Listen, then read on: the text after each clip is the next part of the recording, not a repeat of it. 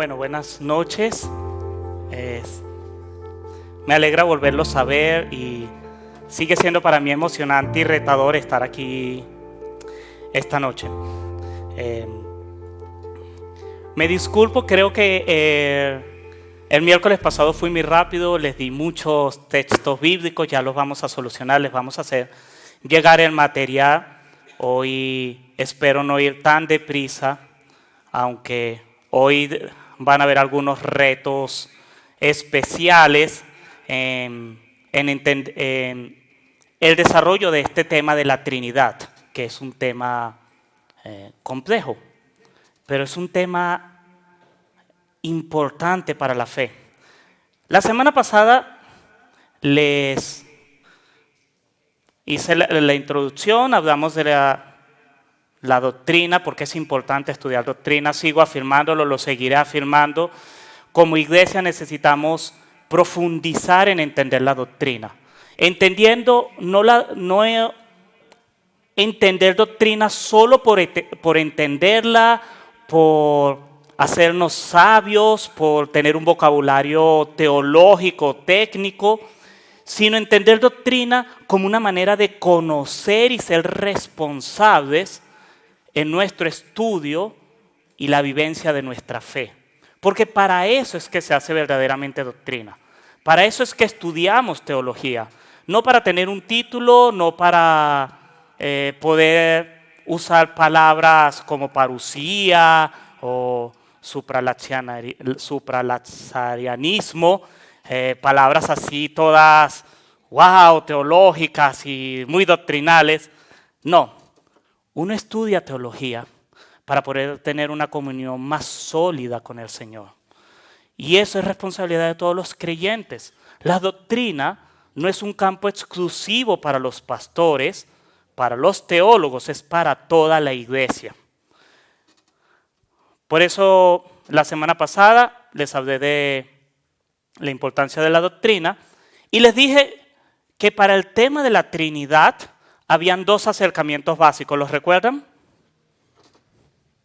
¿Cuáles eran los acercamientos con los que hacemos teología, con los que elaboramos la doctrina? Versículos puntuales, textos de prueba, buscar una concordancia. Hoy es muy fácil hacerlo. Uno entra a alguno de estos programas en línea y busca la palabra Espíritu Santo, Dios Padre, y te aparece una lista de las apariciones en las Escrituras, y yo puedo entonces empezar a leer cada pasaje al que me remite, y con eso empiezo a entender, impresionante, esta palabra aparece tantas veces, esta palabra está a lo largo de toda la Biblia, solo aparece en el Nuevo Testamento, etc. Y había el otro acercamiento que era la Biblia en conjunto, que son las historias, narrativas, las parábolas. Es decir, yo puedo agarrar y buscar la palabra compasión.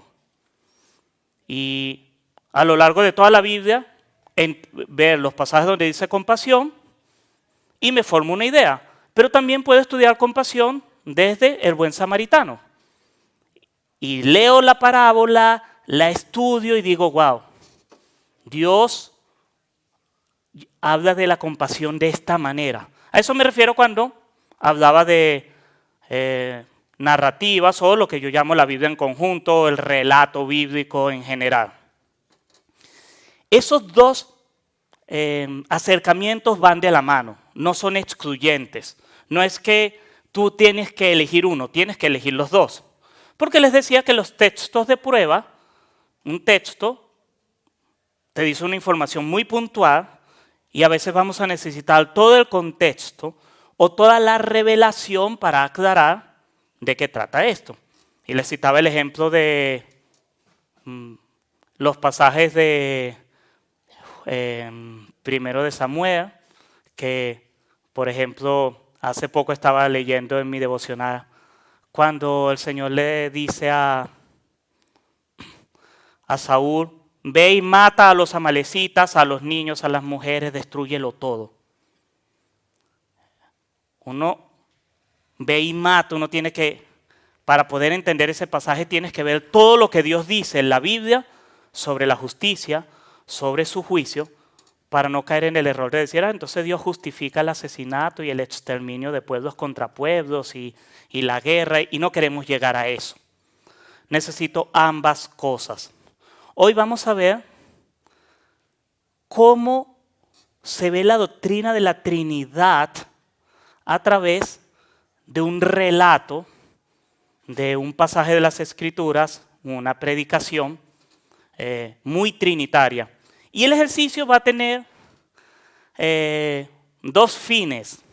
Siempre intento que haya un fin oculto en mis mensajes y es. El primero, mostrar la Trinidad, pero también quiero mostrarles el ejercicio de una lectura reflexiva de las Escrituras.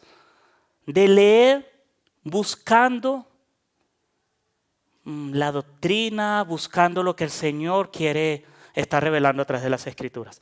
Pero antes de eso, quiero darles ahora el resumen de todo lo que dije el miércoles pasado. Porque todo lo que dije el miércoles pasado se puede resumir en 2 minutos. 5 aseveraciones que uno o que la iglesia ha reconocido sobre la Trinidad. Y si ustedes toman todos los pasajes que yo les mostré el miércoles pasado y se ponen a buscar, porque van a encontrar muchas más referencias directas, referencias indirectas, pasajes que aluden, pero que no necesariamente mencionan al Padre o al Hijo, pero tienen alusiones a la Trinidad, vamos a encontrar 5 declaraciones que podemos decir sobre la Trinidad. La primera, Dios es uno. La iglesia siempre ha declarado Dios es uno. Pero lo segundo que siempre ha declarado la iglesia es Dios es 3. ¿Sí? Y lo tercero, las 3 personas son cada una completamente Dios. Y aquí la cosa se pone interesante porque no caigamos en el error de decir Dios Padre es un tercio de Dios, Dios Hijo es el otro tercio y Dios Espíritu Santo es el otro tercio, sumo 3 tercios y tengo un Dios completo. No. Dios Padre es 100% Dios, Dios Hijo es 100% Dios, Dios Espíritu Santo es 100% Dios. Las 3 personas son completamente Dios. Cada persona es distinta a las otras. Esa es la 4ª aseveración. Cada persona es distinta. El Padre no es el Hijo no es el Espíritu Santo no es Dios ni es Jesús. No es Dios Padre ni es Jesús. Estoy hablando de persona, no de todo el ser. Cada persona es distinta a la otra. No es que el Espíritu Santo es una versión post ascensión del cielo de Jesús y el Padre, el Hijo es el Dios del Nuevo Testamento, como decían algunos movimientos heréticos que decían, bueno, es que hay un Dios del Antiguo Testamento. ¿Han oído que hay gente que dice eso? Hay un Dios del Antiguo Testamento, un Dios del Nuevo Testamento. No, no es así. Es el mismo Dios en el Antiguo, es el mismo Dios del Nuevo y es el mismo Dios hoy. Jesús es el mismo ayer, hoy y por los siglos. La 5ª, las 3 personas están relacionadas eternamente como Padre, Hijo y Espíritu Santo.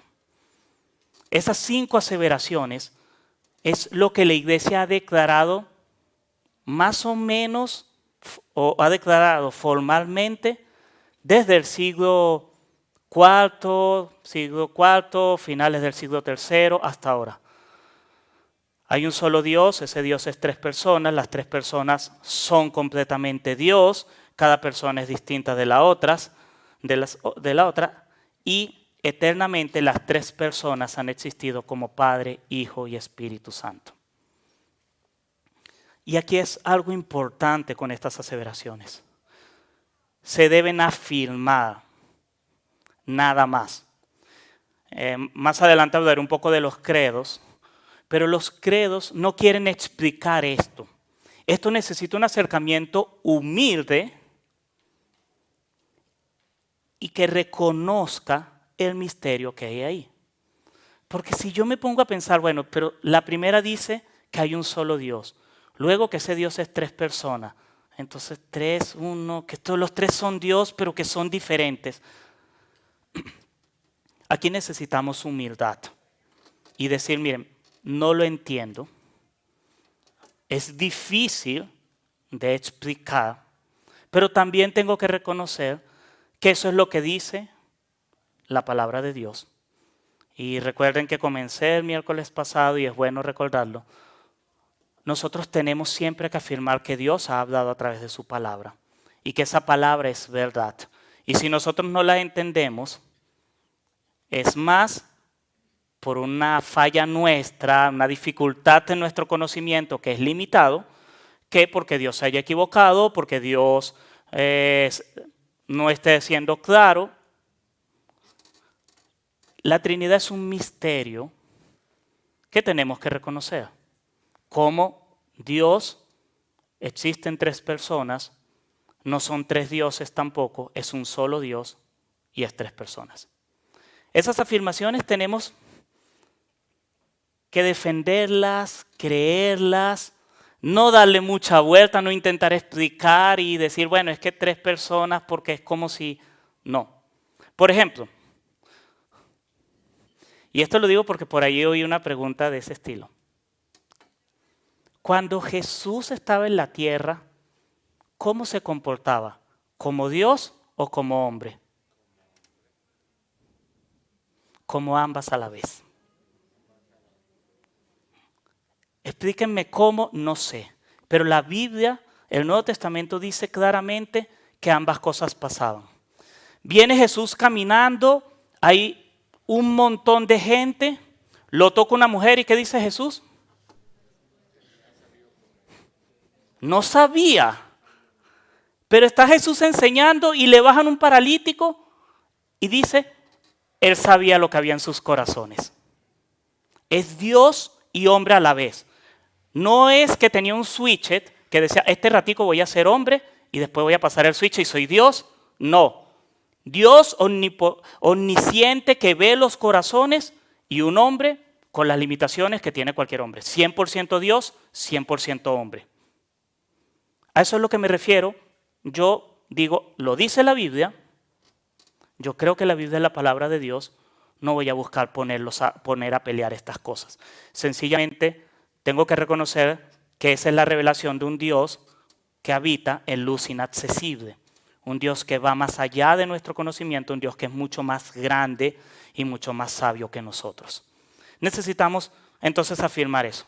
Ahora, dicho esto, pasemos a ver cómo esas 5 aseveraciones se ven doctrinalmente en la Biblia.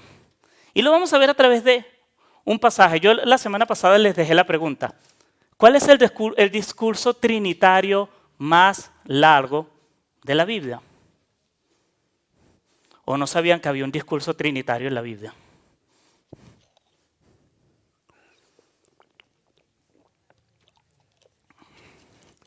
Lo dio el mismo Jesús. Sinclair Ferguson, él llama la atención que Jesús en su momento más importante, en las horas previas a ir a la cruz, da un discurso trinitario y es el del aposento alto. En Juan, capítulos 13 al 17, tenemos un pasaje, un discurso larguísimo, muy lleno de la Trinidad. Y quiero que veamos este pasaje esta noche, que sea parte de lo que quiero conversarles, como un ejemplo de cómo podemos ver la doctrina de la Trinidad declarada en la Biblia. Porque parece que a veces, y reconozco que es una de las dificultades que tenemos con la doctrina de la Trinidad, es que decimos, sí, es muy fácil sacar textos de prueba, es muy fácil elaborar estas 5 aseveraciones, pero ¿y eso cómo me sirve para vivir cada día? ¿Cómo eso me sirve para adorar? ¿Cómo eso me sirve para hacer iglesia? En Juan capítulos 13 al 17, el Señor nos va a mostrar la Trinidad. Y ahí es importante reconocer, ese fue el discurso que Jesús da antes de ir a la cruz. Es decir, ese era un discurso muy, muy importante. Muy, muy importante. Y yo les invito que estudien ese pasaje. Juan capítulos 13 al 17.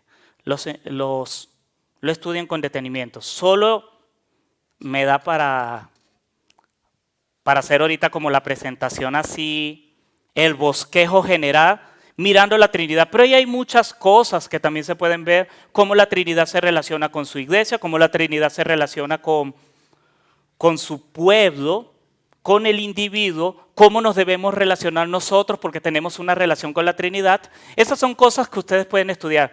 Hoy solo me voy a concentrar en mostrarles un poco cómo se aborda este pasaje entre las relaciones de la Trinidad. Así que les voy a pedir que tengan abiertas sus Biblias en el discurso del aposento alto, Juan 13 al 17. Este pasaje lo podemos dividir en 7 partes. Hay una primera parte que es la introducción y son los primeros 20 versículos del capítulo 13. Aquí Jesús nos da una muestra de amor y servicio preciosa. Dice las Escrituras que él agarra, toma una vasija, lava los pies de los discípulos. Esa es la introducción de todo este discurso, que es un precioso modelo de la encarnación. De hecho, aquí les voy a dejar otra tarea. Me encanta dejarles tarea que puedan estudiar. Comparen esos primeros 20 versículos, sí, esa introducción de Jesús lavando los pies de los discípulos, con Filipenses 2, del 5 al 11. Van a ver que hay muchas similitudes y casi que uno podría decir, ¿será que Pablo cuando dice que él se despojó de sí mismo y se humilló y se hizo siervo y se entregó, ¿será que él está pensando en este relato de Juan? No sé, eso es una especulación, no puedo afirmarlo. Pero hay muchos paralelos si uno empieza a contrastar. Y lo que quiero decir con esto es que ese es un modelo de Jesús tomando su rol de siervo, su rol como Dios encarnado.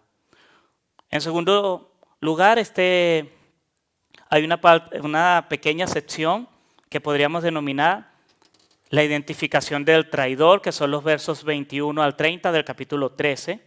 Ahí Jesús descubre a Judas y se anuncia la negación.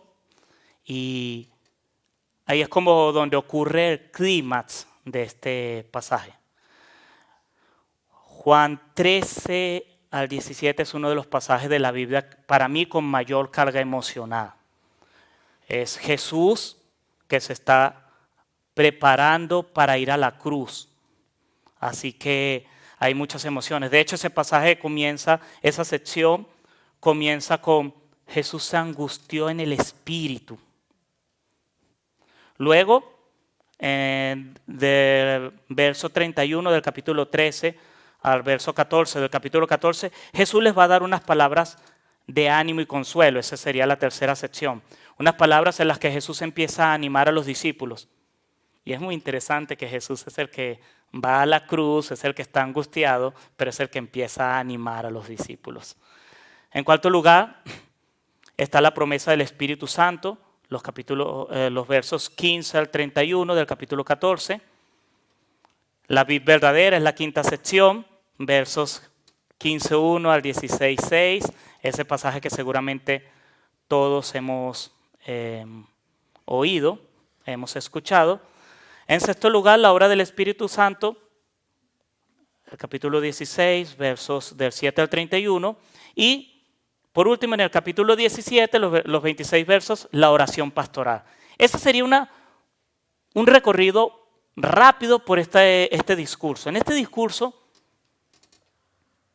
Jesús está animando a la iglesia, está animando a sus discípulos a vivir el evangelio, a vivir la vida cristiana después de que Él no esté.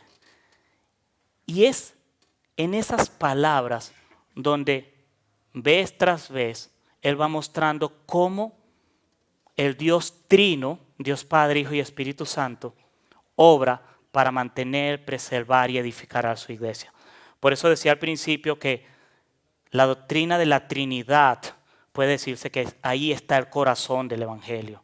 Por eso es importante estudiar esta doctrina, porque nos ayuda a entender el Evangelio y a conocer a nuestro Dios.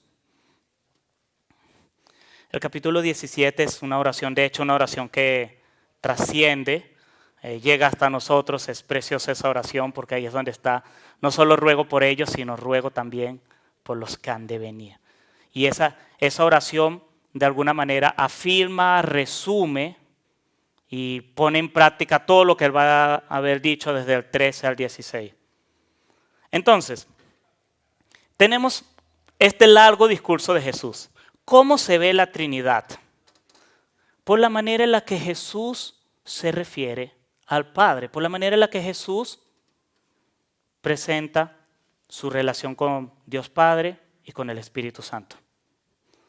Y quiero mencionarles 4 cosas que nos hablan de esa relación de Jesús, de la Trinidad en este pasaje. La primera, Jesús aquí demuestra que tiene una relación muy, muy especial, única con el Padre. Tiene una relación especial con el Padre. De hecho, desde el 13 al 17, Jesús menciona o se dirige al Padre unas 40 veces como Padre. O sea, menciona a Dios como Padre unas 40 veces. Así que ya por ahí se está diciendo, aquí hay una relación muy, muy profunda, muy especial con el Padre. ¿Y cómo se ve esa relación con el Padre? En declaraciones como por ejemplo,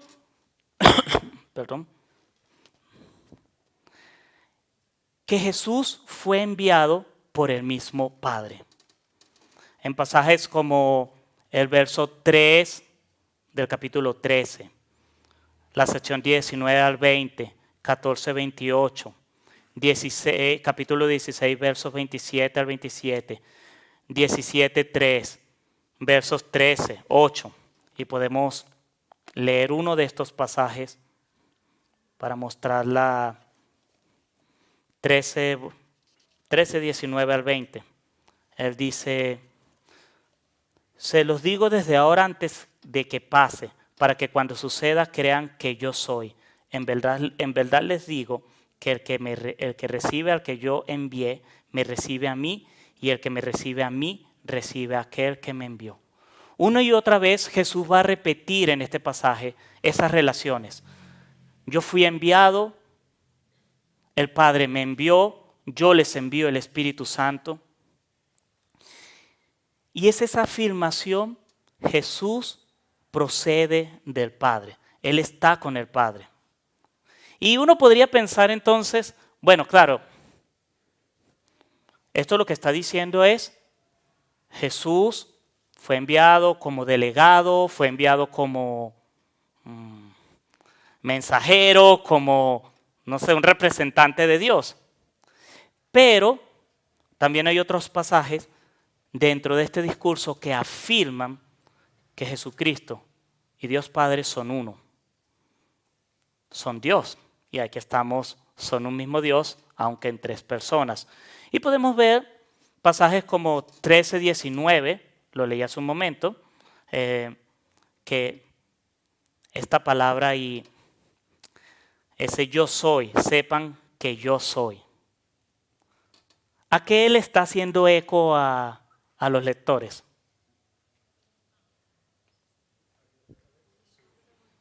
Sí, sin temor. ¿Cómo? Dios en el Éxodo. Y esas son esas palabras que uno dice, wow, Yo soy. Él está diciendo, no solo que fui enviado como un mensajero, es que yo soy.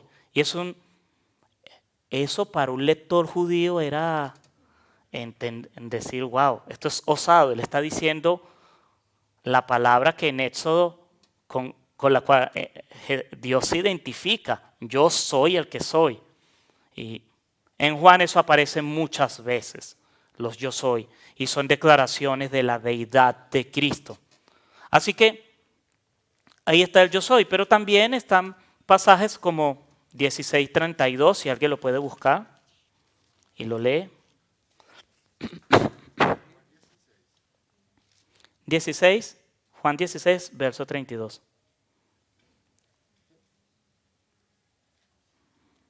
Miren, la hora viene y ya ha llegado en que serán esparcidos, cada uno por su lado, y me dejarán solo. Y sin embargo, no estoy solo porque el Padre está conmigo. Otra vez la comunión. No, todos me pueden dejar, pero el Padre no, porque somos uno. Y una y otra vez. De hecho, en 15, 21 y 24 hay una referencia preciosa a esta relación especial del Padre y Jesús como uno. Porque ayer Jesús le está diciendo a los discípulos, miren, lo que me hagan a mí, se lo van a hacer al Padre. Lo que le hagan como si aman al Padre, me aman a mí. Una manera de decir, lo que le hagan a uno, se lo están haciendo al otro. Y no es porque Jesús representa a Dios, sino porque Jesús es Dios. Los van a rechazar ustedes porque no creyeron en mí, ni creyeron al que me envió. Otra vez, Dios Padre y Dios Hijo son uno. Pero también el discurso nos afirma, todo lo del Padre es del Hijo. Y es también, otra vez, esto es una manera de afirmar, Jesús y Dios son uno. Juan 13:3, ¿qué dice?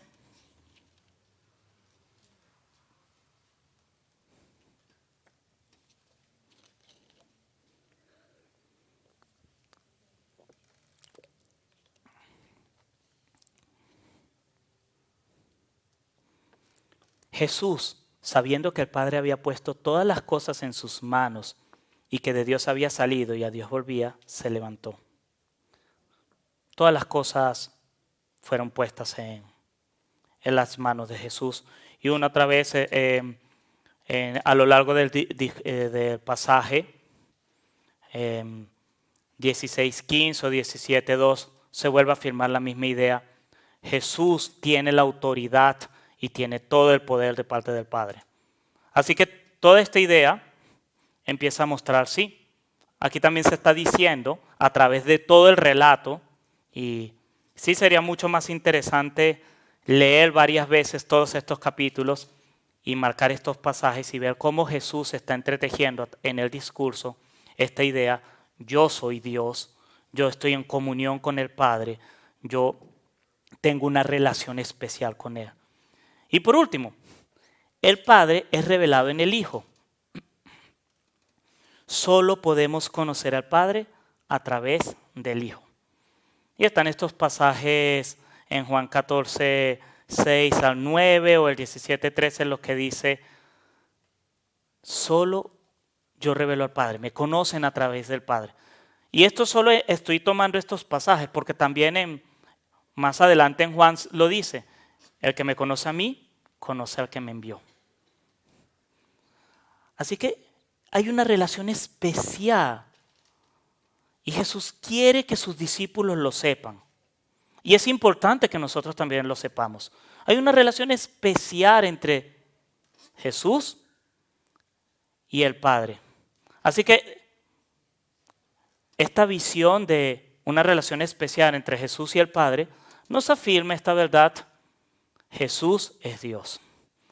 Pero también el pasaje nos habla de un tema que también es repetitivo y también afirma la Trinidad, y es Padre e Hijo comparten la misma gloria, tienen una gloria en común. Y pasajes como, y son pasajes bastante, por lo menos a mí tengo que leerlos con cuidado porque pueden ser un poquito, a veces me confunden un poco, pero por ejemplo, 13 versos 31 y 32, si alguien puede leerlo.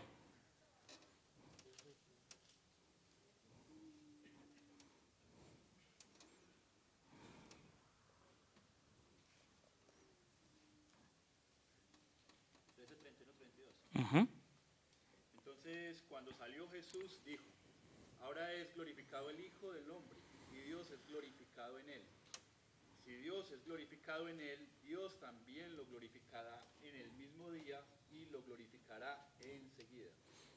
O sea, el Padre glorifica al Hijo y el Hijo glorifica al Padre. Tienen una gloria en común. En 14:3, 15, 8 y 10, 17:1, 17:4 y 5. En esos pasajes se repite la misma idea. Lo que yo hago, mi sacrificio, glorifica al Padre, y porque yo hago ese sacrificio, el Padre me glorifica a mí. Y esta idea afirma mucho la deidad. Porque piensen en la implicación.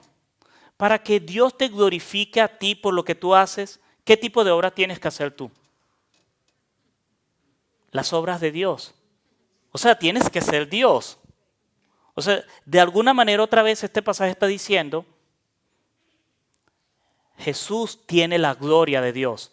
Es el equivalente a los pasajes que mostraban atributos de Dios, como cuando Jesús calma la tormenta y dice, uno lee ese pasaje, o Jesús perdona el pecado de los pecados del paralítico, y uno dice, la conclusión que yo tengo que sacar de aquí es que Él es Dios o que estaba mal de la cabeza y se estaba atribuyendo ideas que no podía hacer, entonces lo que decían los fariseos de Él era cierto. Pero sabemos que no es así, sabemos que Él es Dios. Y de esta manera, estas ideas, cuando uno lo piensa como Jesús muestra, habla de Dios me glorifica, yo soy glorificado a través de Dios. Es una manera de afirmar que Él es Dios. Y muy importante, si alguien puede leer el capítulo 17, versos 4 y 5.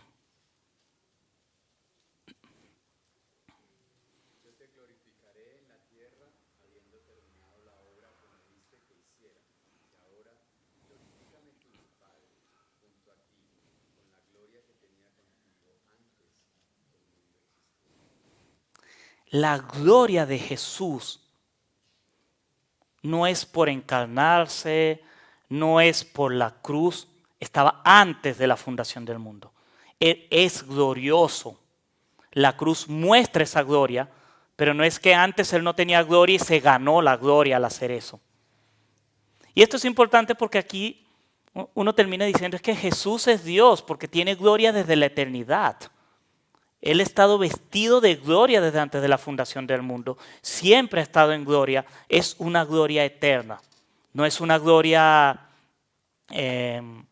adquirida. No es que Jesús se hizo Dios o alcanzó la gloria o alcanzó la perfección. No. Es una gloria que ha tenido desde la eternidad. Y eso también lo dice en el verso 24 de esta oración en Juan 17. Así que Él siempre ha tenido gloria. Esto es otra manera de decir, ellos comparten la misma gloria porque son Dios. Así que hasta ahora, el discurso Juan 13 al 17 nos ha estado diciendo, sí, Jesús es Dios. Pero también dice otras cosas interesantes, y aquí es donde empezamos a jugar nosotros, sobre cómo la Trinidad nos afecta a nosotros. Y aquí ya es cuando empezamos a entrar en el tema relevante para la iglesia, porque esto es, sí, bien, Dios, y ahora, ¿cómo entro yo en eso? La comunión del Hijo con nosotros nos lleva a comunión con el Padre. La comunión con el Hijo que nosotros tenemos es la que nos lleva a la comunión con el Padre. Y aquí es donde Jesús entra en su rol de mediador, en su rol de redentor, en su rol de aquel que nos permite relacionarnos con el Padre. ¿Alguien puede leer Juan 14, 10 al 11? Y ese es un pasaje muy interesante.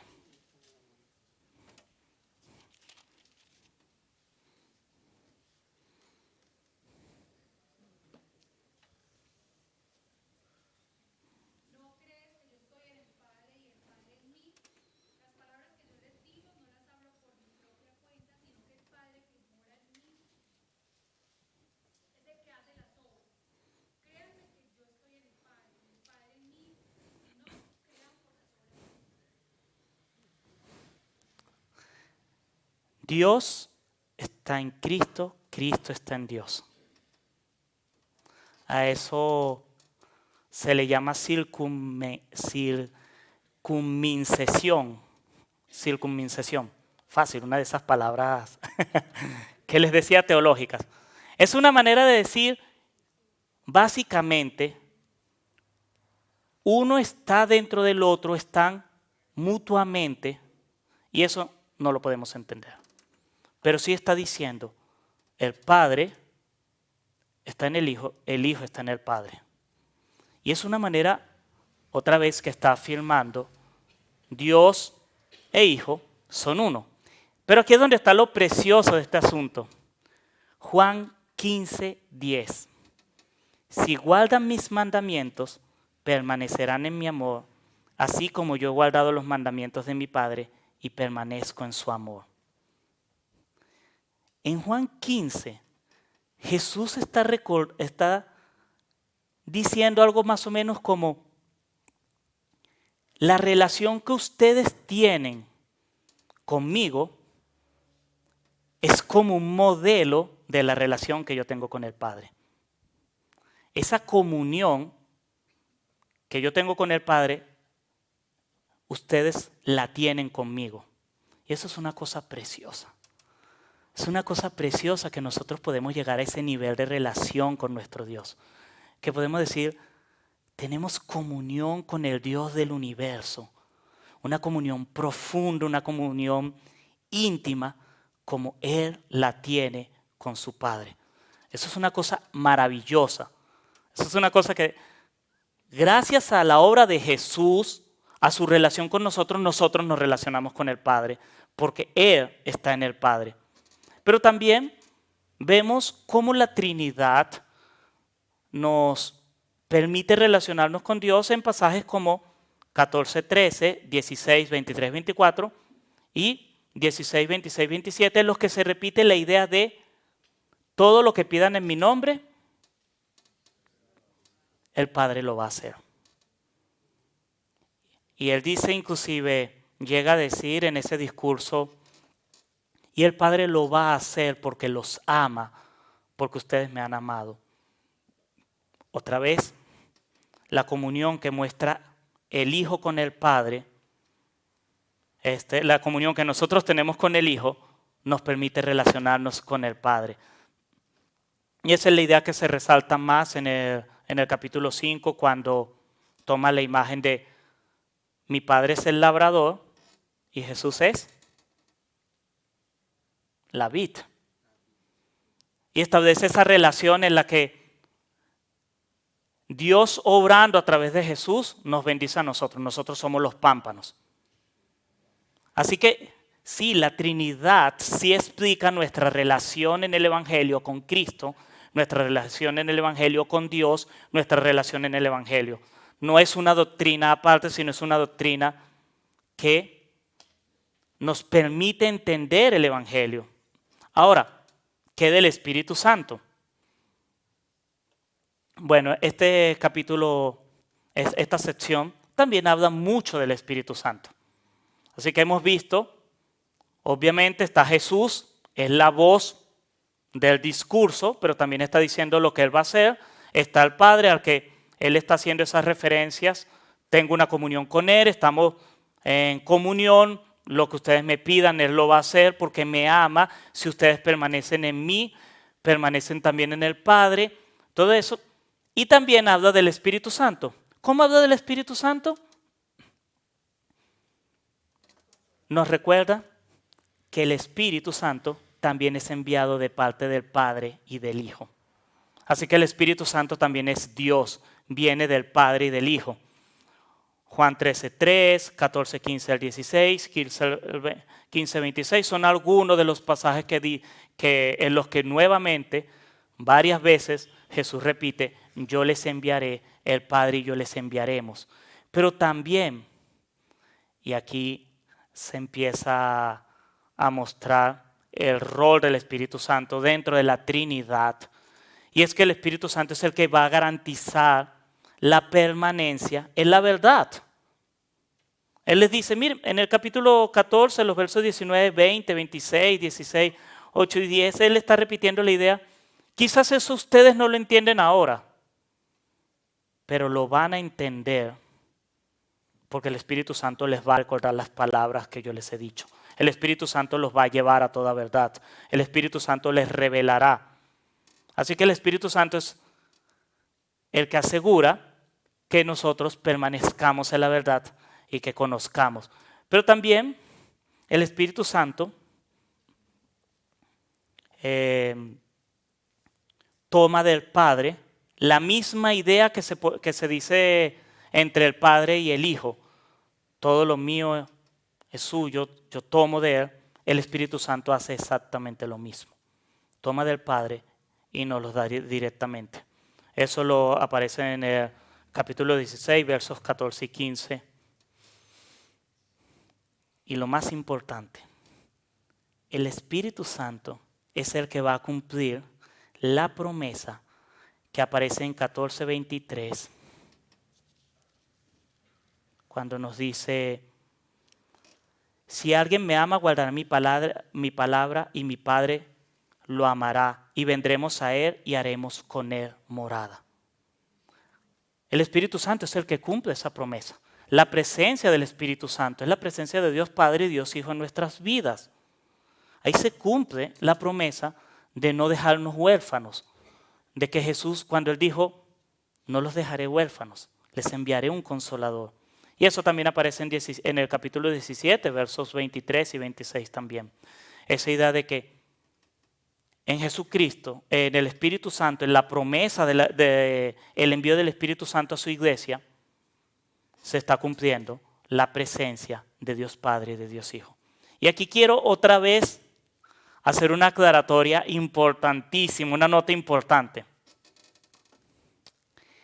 El Espíritu Santo en tu vida es la presencia de Dios completo, no de una parte de Dios. El Espíritu Santo en tu vida es Dios Padre y Dios Hijo en tu vida. O sea, no es que yo tengo el Espíritu Santo y Dios está afuera, y Cristo está en su trono y yo nada más tengo Espíritu Santo. Otra vez es el misterio de la Trinidad. Un Dios, tres personas, pero los tres son Dios. Así que no puedes tener al Espíritu Santo sin tener al Padre y al Hijo. No puede haber el Padre sin el Espíritu Santo y sin el Hijo. Siempre tienes que ver los tres. Un poco lo que decía la semana pasada, cuando uno lee Génesis 1:1, sí dice que el Espíritu de Dios se movía sobre las aguas, pero ahí también estaba Jesús y también estaba Dios. Porque no es que son tres personas y uno a veces está por acá y el otro por allá, o nada más vino a ti a salvarte Jesús y el Espíritu Santo mientras tanto estaba descansando. Es el mismo Dios. Y ahí es donde reconocemos, es difícil de explicar, pero eso es lo que nos dicen las Escrituras. No podemos separar a Dios. Por eso es que la promesa del Espíritu Santo cumple cabalmente cuando Jesús dice, y vendremos a Él. Y no es que lo tomes como si el Espíritu Santo fuese el representante o el embajador de parte de Dios. El Espíritu Santo es Dios. Y si yo afirmo eso, tengo que afirmar que donde está el Espíritu Santo, está el Padre y está el Hijo. No los puedes separar. ¿Cómo vamos hasta acá? No sé si los he hecho correr, pero No sé si está listo, yo les había enviado un código QR, bueno, de hecho son 2 códigos QR que tienen el material con todas las citas y toda la información de la sesión pasada y de esta sesión. Ahí están. Así que si escanean ambos códigos QR van a tener todas las citas y no tienen que estar copiando así rápido todo lo que yo estoy diciendo, sino pueden escuchar, tomar algunos apuntes, tomar algunas referencias.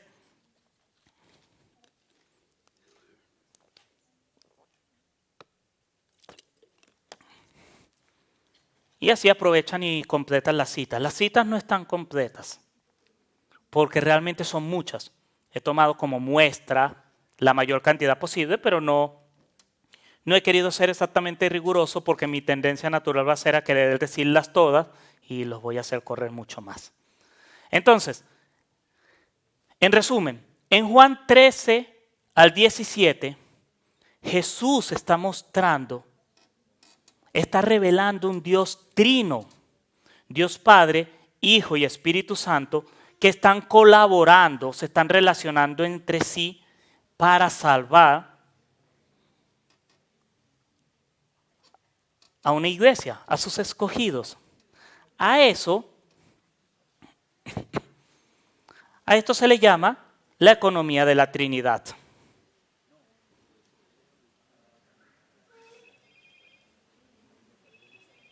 Y son estas relaciones entre Padre, Hijo y Espíritu Santo lo que se ha usado para desarrollar lo que es doctrina de la Trinidad a lo largo de la historia. Y con esto quiero pasar a la penúltima parte de este tiempo, y es hablando un poco de cómo esto debe afectar mi fe, mi predicación y mi entendimiento de Dios. Y para esto quiero leerles una cita que ayuda a entender el Evangelio y la doctrina de la Trinidad a la luz de la predicación, a la luz de la práctica de la iglesia. Es una cita que aparece en la Biblia de Estudio Herencia Reformada. Dice así, y es un ejemplo de por qué es importante esta doctrina. La adopción es trinitaria en su naturaleza. Dios Padre escogió a sus hijos antes de la fundación del mundo. Dios Hijo ganó las bendiciones por las cuales llegamos a ser hijos de Dios. Y Dios Espíritu Santo cambia con la regeneración nuestra naturaleza de manera que pasamos de ser hijos de ira a hijos de Dios. Así es como la iglesia debe ver la Trinidad. Cómo Padre, Hijo y Espíritu Santo están obrando en su obra redentora. Así que básicamente el Padre es el que decide y escoge a sus hijos antes de la fundación del mundo. El Hijo es Dios encarnado que logra la redención de sus escogidos. Y el Espíritu Santo es el que aplica esa salvación a sus escogidos a través, básicamente, de la regeneración y la preservación de los santos. Interesante porque esto va un poco más allá de, por lo menos en mi caso, de la visión tradicional del Espíritu Santo como solo el repartidor de dones y el consolador. El Espíritu Santo es el que regeneró tu corazón para que tú te pudieses arrepentir. Y el Espíritu Santo es el que va a asegurar que esa salvación sea efectiva. Y estas ideas son básicas para desarrollar casi el resto de las doctrinas de la teología cristiana. Teología del pacto, de la redención, de la revelación, cómo el Padre es el que escoge, el que lleva toda la gloria, cómo es el Hijo el que gana los beneficios, el que nos abre el camino, tomando las palabras del autor de Hebreos, el que abre camino a través del santuario, y cómo el Espíritu Santo es el que nos guía al conocimiento de la verdad, a la revelación. Estas declaraciones sencillas son la base de todos los credos, confesiones y declaraciones que ha hecho la Iglesia. Y termino mencionando un breve bosquejo de esto de los credos. Está el credo de los apóstoles en el siglo III, siglo IV. Y es interesante porque es una construcción doctrinal trinitaria que se hacía pensando posiblemente en el bautizo. O sea, el credo de los apóstoles que todos conocemos, creo en Dios Padre, creador del cielo y de la tierra, nace posiblemente como la fórmula que se usaba en el bautizo de los primeros creyentes. Eran las preguntas y el credo se hizo a raíz de las respuestas. Posiblemente eran varias preguntas: ¿en qué crees? Creo en Dios Padre, crees en el Hijo, y cada una de esas declaraciones formaron el credo apostólico. Luego viene el credo niceno, que es una ampliación y complemento de ese. Está la definición de Calcedonia, que también es otro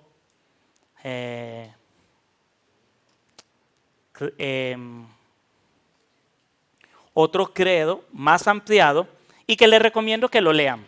En el material les puse, dentro del material hay otro QR que remite a una página que tiene todos los credos,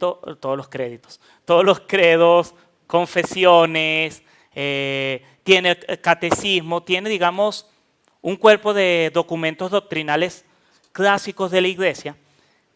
Y les recomiendo que lean el credo de Calcedonia, porque ayuda a entender el desarrollo de este tipo de documentos. En ese credo, los autores hacen una reseña de a qué herejías están respondiendo. Y como dije el miércoles pasado, los credos no son invenciones por inventar, son respuesta a las situaciones y las amenazas de la Iglesia. Y este credo tiene algunas amenazas interesantes. Y hay otro credo especial y para mí es un credo base para entender la doctrina de la Trinidad o declarar la doctrina de la Trinidad. Y es el credo de Atanasio.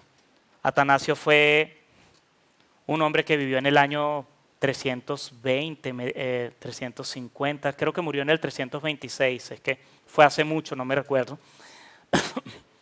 Pero fue en el siglo IV y fue uno de los principales defensores del trinitarismo. Y él tiene un credo, es bastante largo, pero quiero leer solo 2 partes, porque creo que sí reflejan lo que la Iglesia debe creer al respecto. Comienza en una de sus primeras partes, dices: adoramos a un solo Dios en Trinidad y la Trinidad en unidad, sin confundir sus personas ni dividir su sustancia, porque es una persona del Padre, otra la del Hijo y otra la del Espíritu. Pero la divinidad del Padre, Hijo y Espíritu Santo es una, igual en gloria, coeterna en majestad. Y lo digo porque el ejercicio, y hace un momento hablaba con David de esto, lo valioso que tienen los credos es que reflejan en frases sencillas y contundentes la verdad de la doctrina y nos ayuda a reflexionar a través de esas declaraciones quién es Dios. El credo hacia el final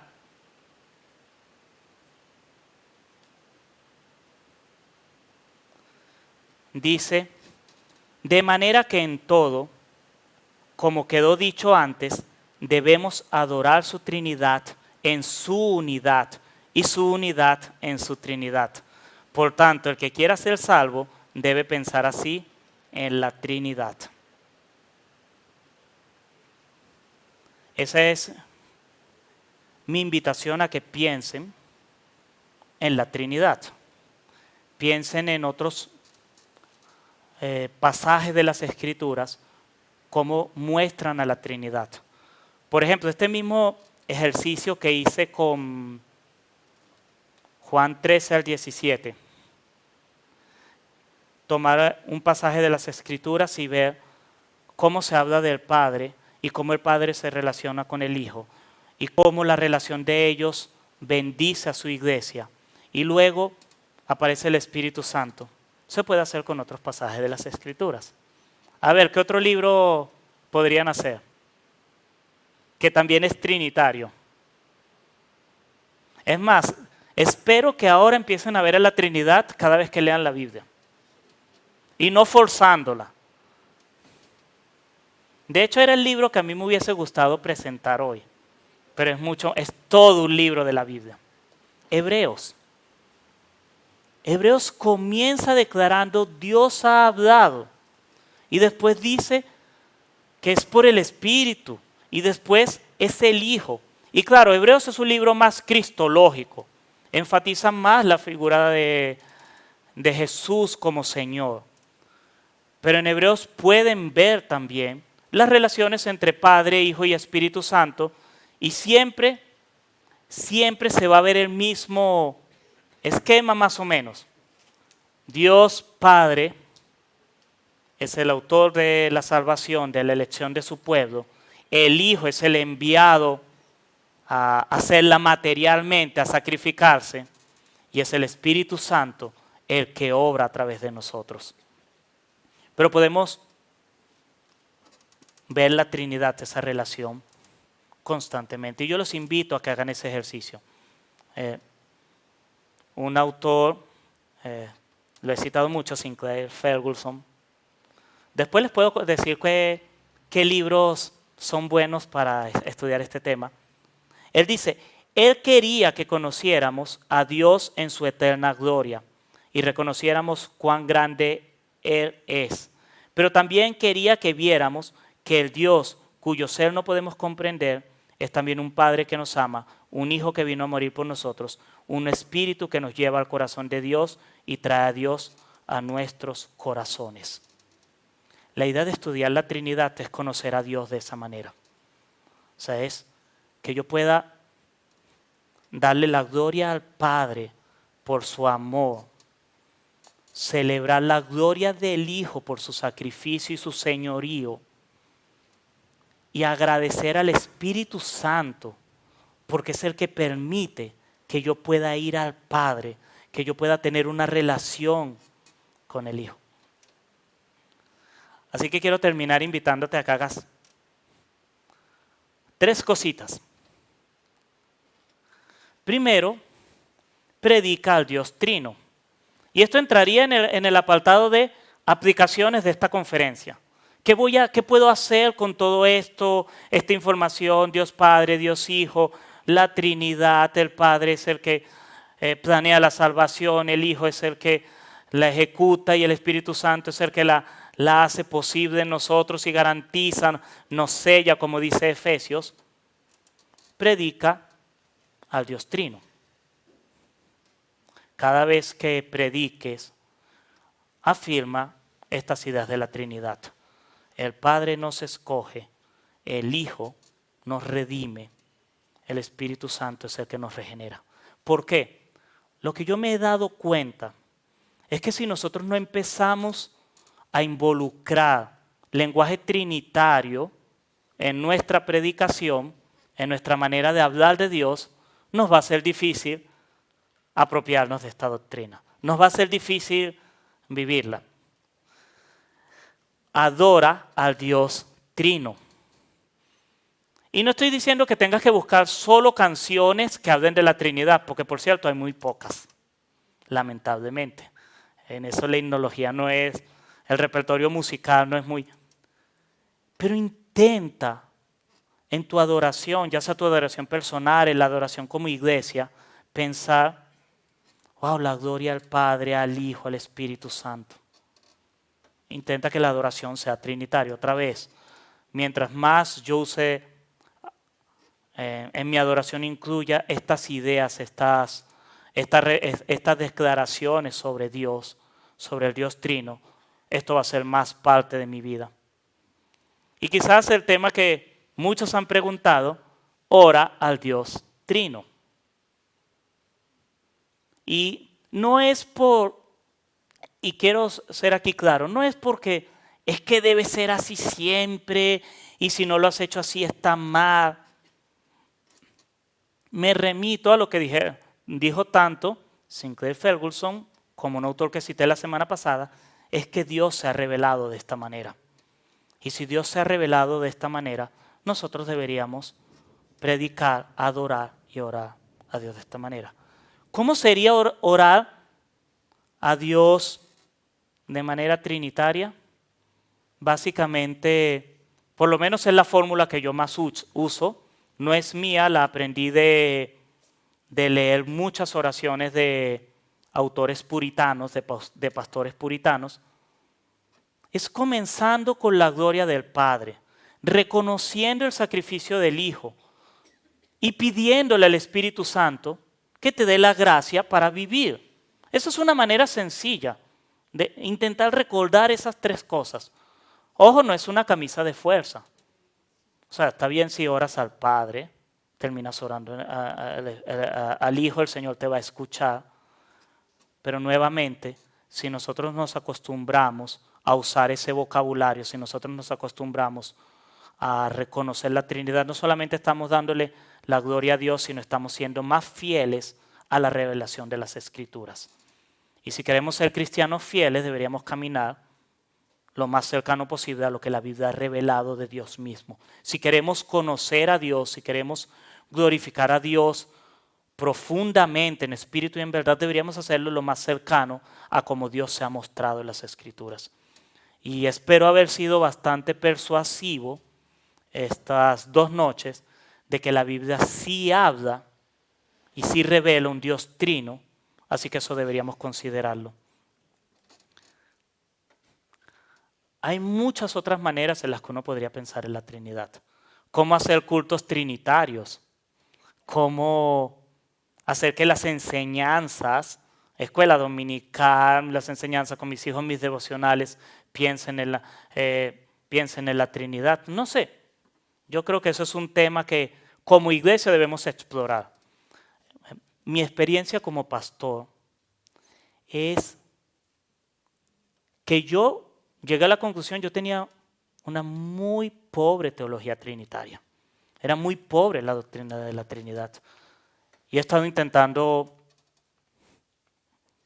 aprender más y he estado intentando aplicarlo más. He estado intentando reflejarlo más en mi adoración personal, pero también en mi manera de predicar y de enseñar las Escrituras. Porque creo que esto es algo que la iglesia no ha considerado en toda su magnitud.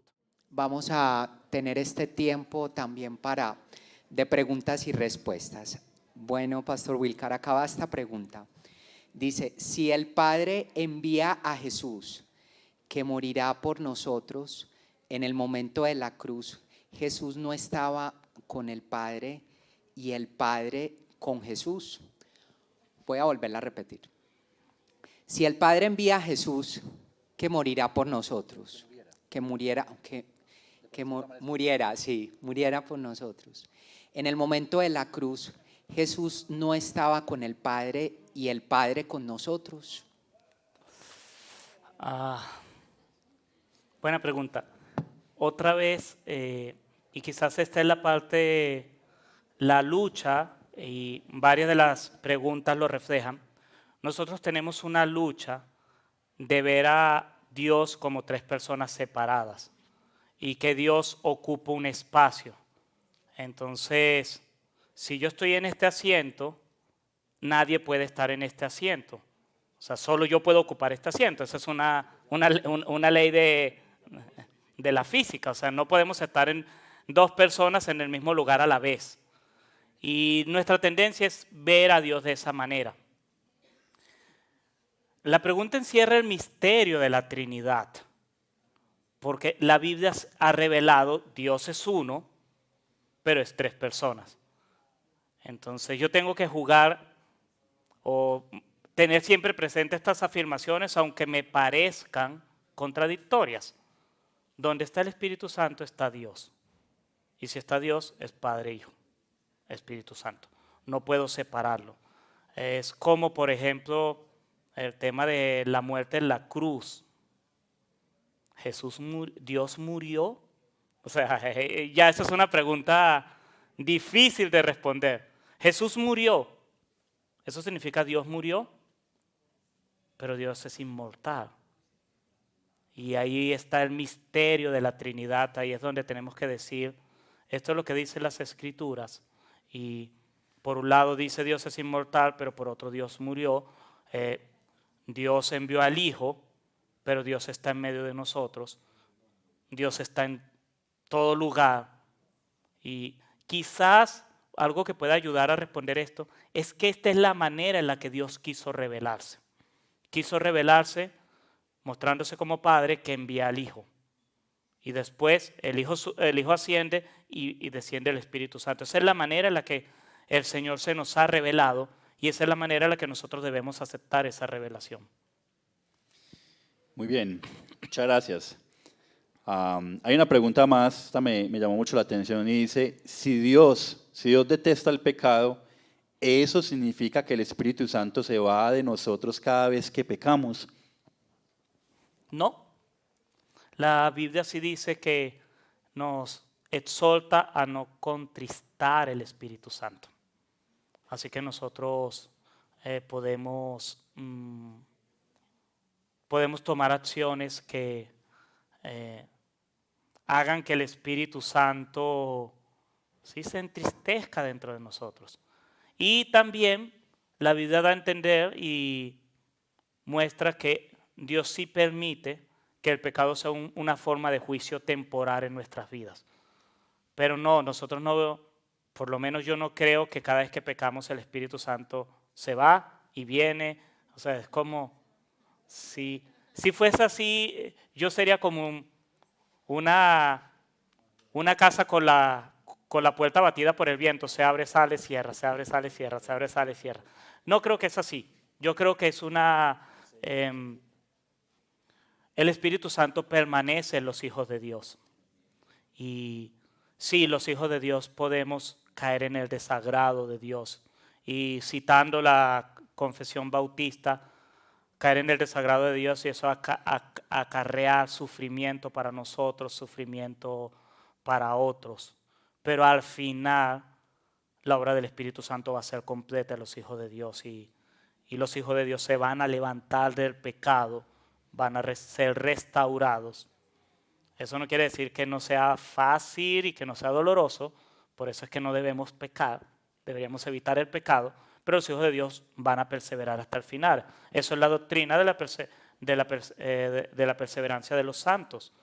Los hijos de Dios van a perseverar porque son escogidos y como dice Jesús en Juan 10, están en la mano lo que está en la mano del Padre nadie lo puede arrebatar. O sea, no podemos salir de la salvación de Dios. Pastor, para esta pregunta también aplicaría que somos sellados por el Espíritu Santo. Sí, también esa idea también sirve. O sea, el sello del Espíritu Santo es una garantía. De hecho, así es como se utiliza en Efesios. La idea de que somos sellados, tenemos una garantía de salvación y esa garantía es irrevocable. Los dones del Señor son irrevocables. Bueno, acá tenemos otra pregunta también muy interesante que dice, Dios el grande, el poderoso, Jesús, el Hijo, Espíritu, aunque todos sean Dios, ¿el Padre sigue siendo la mayor influencia en el orden?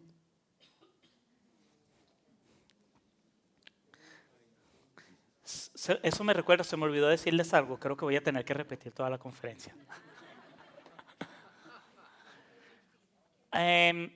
Técnicamente se habla de dos formas de entender la Trinidad.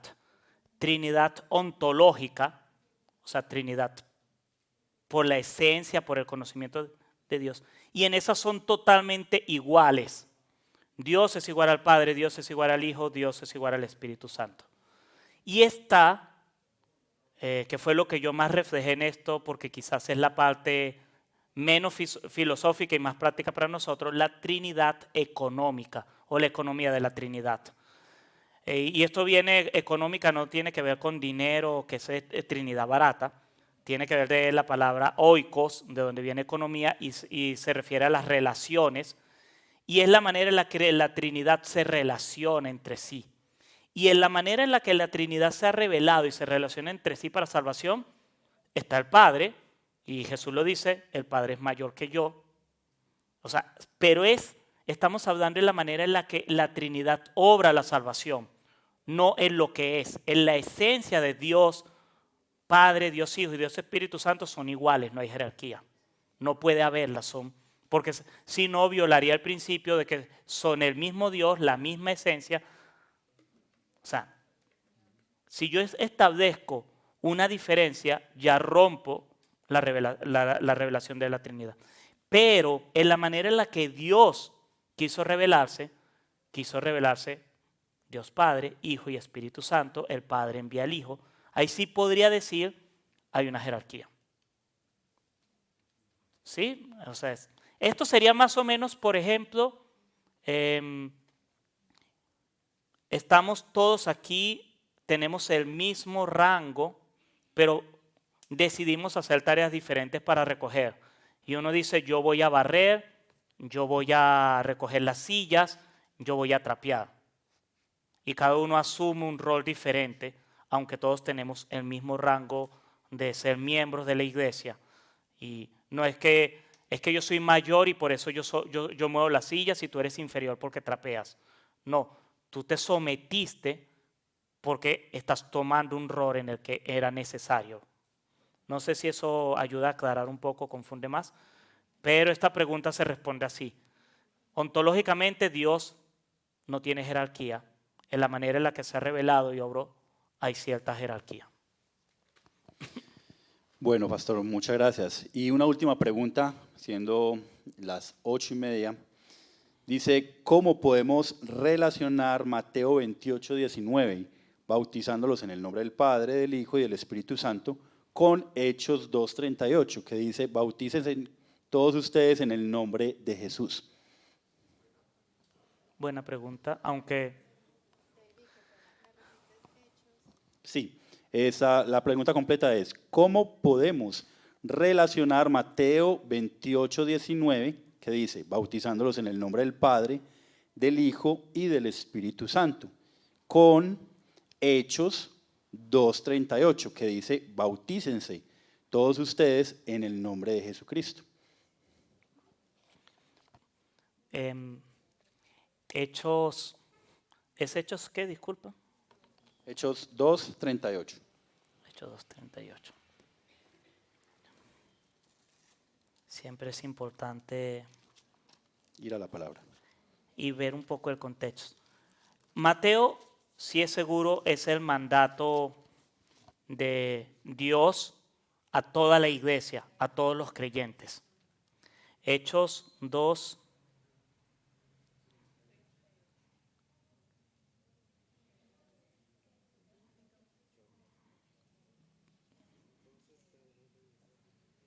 Hechos 2:32. 38. 38, ok.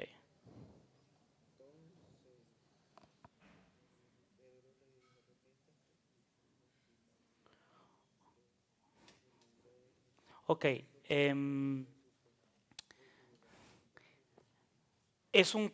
Primero es un caso particular de Jesús, de Pedro predicándole a la iglesia. No es la fórmula bautismal. Eso le está diciendo, que es como decir crean en Jesús o crean en Dios. No creo que sean pasajes que se estén comparando. Hechos, la gran comisión, en Hechos 28, eso es el mandato y tiene la fórmula bautismal. Esto es parte de un discurso, no sé, Pedro no quiso usar la fórmula bautismal, dijo bautícense en el nombre de Jesús, pero no creo que sea un pasaje para que dé pie para bautizar solo en el nombre de Jesús. O sea, no. Esa es la manera en la que lo explicaría, habría que estudiar el contexto, pero sí puedo decir a manera de reflexión, es importante no comparar pasajes que no son para comparar. O sea, no. Hechos 28 es el mandato, es Jesús, Mateo, es Jesús dándonos uno de los sacramentos. Creemos en 2 sacramentos, ¿cierto? Bautizo y cena del Señor. Las 2 ordenanzas que Dios. Y este es parte de un discurso que Pedro está dando a un grupo de personas que está manifestando arrepentirse o inquietud por el Señor. Entonces no son cosas que se pueden comparar.